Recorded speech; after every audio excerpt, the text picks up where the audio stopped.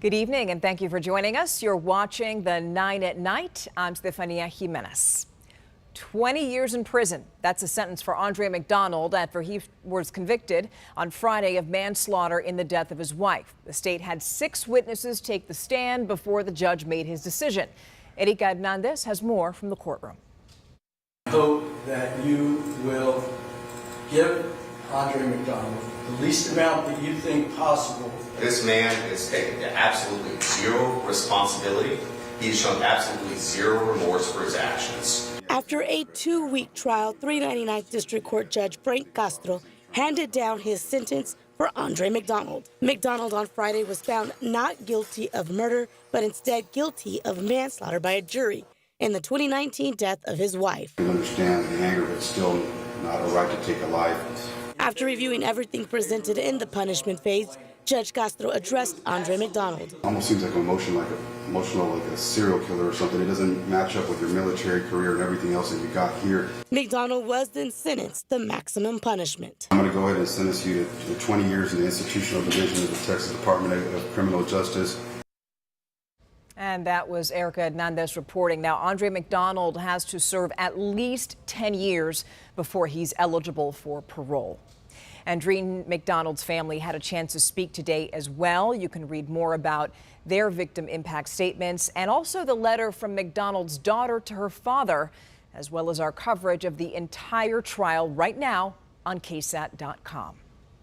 Former Bexar County Precinct 2 Constable Michelle Barrientes Vela wants a new trial. That request coming just weeks after she was sentenced to 5 years probation and 90 days in jail.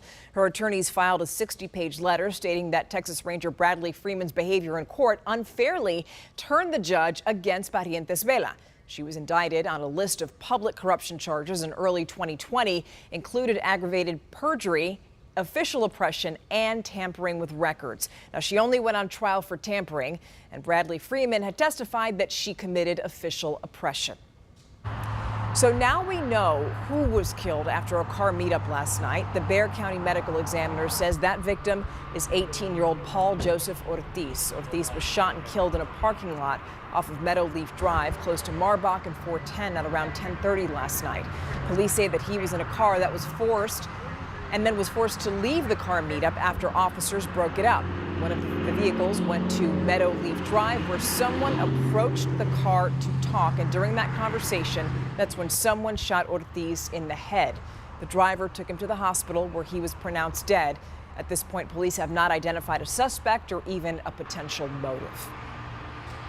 Now, San Antonio police are hoping that surveillance video is going to help track down those responsible for yet another deadly shooting early this morning. Police responding to a shots fired call in a 2400 block of South Calaveras just a little after 1. That's near Frio City Road and Highway 90, which is on the west side. They found a man on the ground outside some apartments. He was pronounced dead at the scene. At this point, investigators don't have suspects. A West Side homeowner is trying to determine how bad the damage is after a fire that broke out just before lunchtime. Fire crews responded to the 200 block of Kirk Place a little after 11 o'clock this morning. That's near Nogalitos Street and Highway 90. When firefighters got there, they say that smoke was coming from the back of the home. They did put it out quickly. Nobody was hurt. But now investigators are trying to figure out how the whole thing started. It's been almost a month since a robbery at a Family Dollar, and tonight Crime Stoppers is looking for help to track down the suspect. That robbery happened on January 9th at the store on West Commerce Street. Police said that the man that you see on your screen went into the store, showed a gun, threatened a store clerk for money, emptied the registers, and then ran off. SAPD searched the area, but they didn't find the suspect. So if you recognize that person, if you have any information on that crime, you can call Crime Stoppers at 224-7867. That's 224-7867. From sunshine today to showers tomorrow. Now let's get a quick check of your Tuesday forecast with meteorologist Adam Caskey. A damp Tuesday on the way. Some fog and drizzle early, and then through the midday and afternoon, we'll have some off and on very light rain, just intermittently coming and going, but then pockets of heavier showers and even a few thunderstorms by Tuesday evening through Tuesday night. tapering off Wednesday morning. Wednesday is when we'll clear back out again and see some afternoon sunshine. 70 the high tomorrow. We'll be in the mid 60s on Wednesday. And then notice those temperatures up and down. I mean, near 60 for a high by Friday and Saturday. Nothing but sunshine Thursday into Saturday, and even a brief light freeze Saturday morning. Uvalde and the victims from Robb Elementary are going to be represented tomorrow during the State of the Union. Brett Cross, the guardian of Uzziah Garcia, is scheduled to attend the president's address. Now, Cross is going to join U.S. Representative Greg KSAT as the Texas lawmaker's guest. KSAT represents House District 35, which includes part of the San Antonio and Austin areas. You could watch the State of the Union and the Republican response live tomorrow night. Coverage starts at 8 o'clock on KSAT 12. 1 day's worth. That's it. That's all the blood that's on hand right now at the South Texas Blood and Tissue Center, and that's why that place really needs your help. The Blood and Tissue Center says that its inventory is low because of last week's winter weather. You see, several blood drives and appointments were canceled.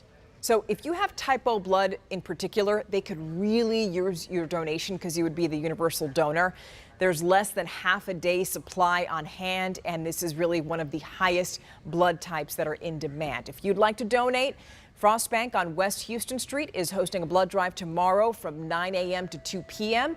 Appointments are also available at the Blood and Tissue Center's 9 donor centers in the area. Now, whether you shower in the morning to get energized or at night to relax, it takes water, sometimes a lot of it. 12 on your side's Marilyn Moritz has some ways to shower smarter for both the planet and your water bill. Mom, I'm taking a shower. A bath may be relaxing, but at the Brown house, they're shower people. I typically shower in the morning. It helps me wake up, get in, get out, and get ready for my day. I like to take quick showers. I usually shower for 10 minutes at the most. The average family uses nearly 40 gallons of water a day just showering. That accounts for nearly 17% of residential indoor water use. You can save a lot of water and energy just by limiting your shower time to about 5 minutes. And instead of idly waiting for the shower to heat up, go ahead and use that water and brush your teeth. Installing a water-saving shower head makes a difference, too. Look for the EPA's WaterSense label. It means your shower's output is no more than 2 gallons a minute. It can help save 2,700 gallons of water a year, and bonus, reduces demand on your water heater. If you're concerned the low flow may be too wimpy, in many cases, you really may not be able to tell the difference. To qualify for the WaterSense label, a shower head has to have certain spray patterns and feel and meet criteria that's at least as good, if not better, than other shower heads on the market. Hot showers might feel good, but warm water is better for most people's skin. Marilyn Moritz, KSAT 12 News. Now, this is something that's coming up tonight on the Nightbeat. The dreams of a Uvalde victim is now making others' ambitions reality. Tess Mata's family is working to build her legacy, and tonight we'll discuss how it's going to carry on her goals through people that she's never going to meet. Plus, a call to hold construction contractors more accountable, the proposal that one San Antonio City Councilman is making, and how he says it could help businesses affected by delays. That's tonight on the Nightbeat. And we're just about out of time. The 9 at Night returns tomorrow. Have a beautiful night and watch out for those showers. Good night.